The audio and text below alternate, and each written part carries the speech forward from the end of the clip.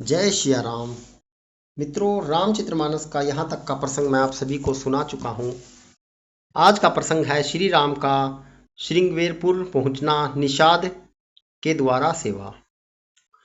शुद्ध प्राकृतिक जन्य त्रिगुणों से रहित मायातीत दिव्य मंगल विग्रह सचिनानंद कंद स्वरूप सूर्य कुल के ध्वजारूप भगवान श्री रामचंद्र जी मनुष्यों के सदृश ऐसे चरित्र करते हैं जो संसार रूपी समुद्र को पार उतारने के लिए पुल के समान है।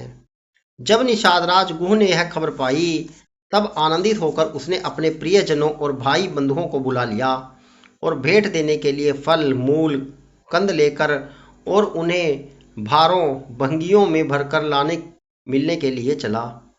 उसके हृदय में हर्ष का पार नहीं था। दंडवत करके भेंट सामने रखकर वह अत्यंत प्रेम से प्रभु को देखने लगा। श्री रघुनाथ जी ने स्वाभाविक स्नेह के वश होकर उसे अपने पास बैठाकर कुशल पूछी। निषाद राज ने उत्तर दिया, हे नाथ, आपके चरण कमल के दर्शन से ही कुशल है।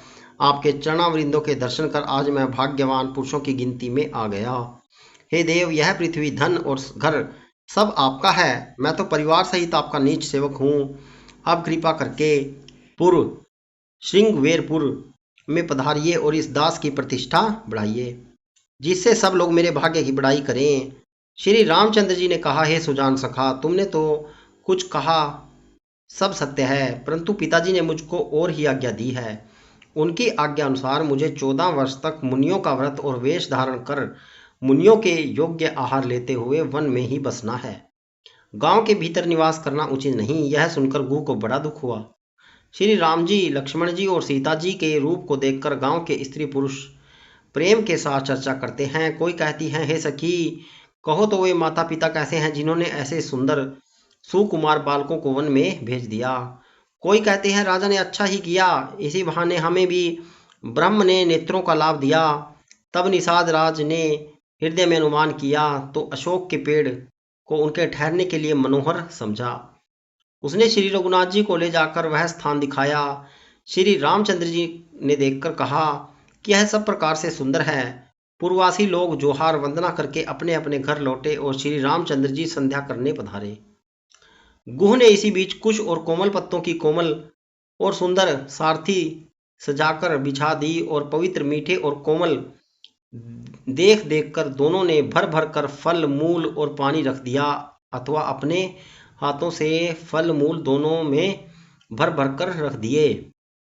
सीता जी, सुमंत जी और भाई लक्ष्मण जी सहित कंदमूल फल खाकर रघुकुल मणि श्री रामचंद्र जी लेट गए। भाई लक्ष्मण जी उनके पैर दबाने लगे। फिर प्रभु श्री रामचंद्र जी को सोते जानकर लक्ष्मण जी उठे और कोमल वाणी से मंत्री सुमंत जी को सोने के लिए कहकर वहां से कुछ दूर पर धनुष बाण से सजकर वीरासन में बैठकर जागने पहरा देने लगे।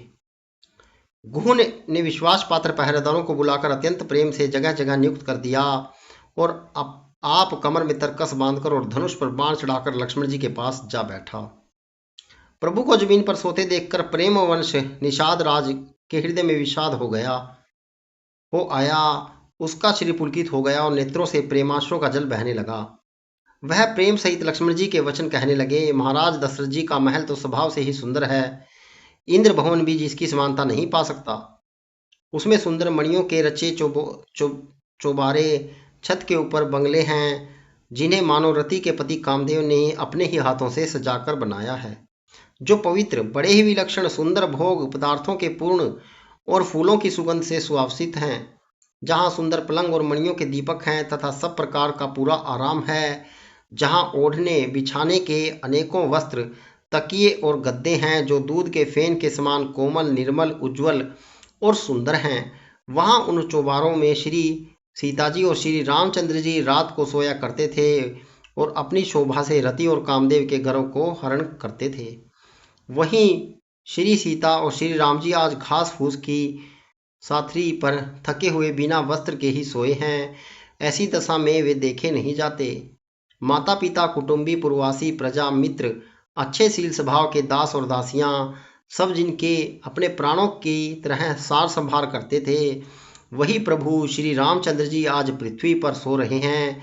जिनके पिता जनक जी हैं, जिनका प्रभाव जगत में प्रसिद्ध हैं, जिनके ससुर इंद्र के मित्र रघुराज दशरथ जी हैं और पति श्री रामचंद्र जी हैं, वही जानकी जी आज जमीन पर सो रही हैं। विधाता किसको प्रतिकूल नहीं होता। सीता जी और श्री रामचंद्र जी क्या वन के योग्य हैं। लोग सच कहते हैं कि कर्म भाग्य ही प्रधान है। केकई राज की लड़की नीच बुद्धि केकई ने बड़ी ही कुटिलता की, जिसने रघुनंदन श्री राम जी और जानकी जी को सुख के समय दुख दिया। वह सूर्य कुल रूपी वृक्ष के लिए कुल्हाड़ी हो गई। उस कुबुद्धि ने संपूर्ण विश्व को दुखी कर दिया। श्री राम सीता को जमीन पर सोते हुए देखकर निषाद को बड़ा दुख हुआ।